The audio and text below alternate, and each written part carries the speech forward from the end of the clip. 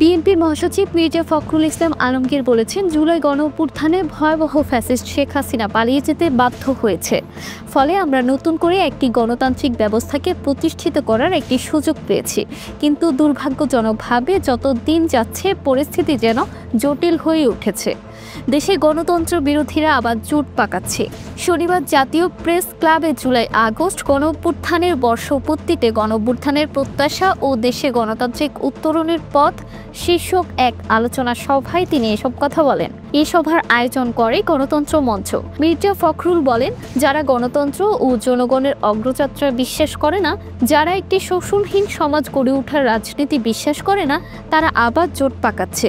এতে যত দিন যাচ্ছে ততই পরাজিত শক্তি ভেতরে ভেতরে আবার সংগঠিত হচ্ছে এবং ক্ষমতা ফিরে পাওয়ার চক্রান্তে লিপ্ত হয়েছে।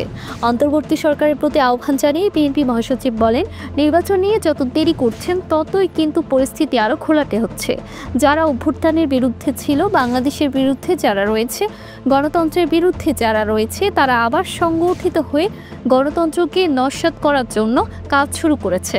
তাই দেরি না করে যত দ্রুত সংস্কার সনদ এবং নির্বাচনকে এগিয়ে নেওয়া যাবে ততই দেশের জন্য মঙ্গল হবে।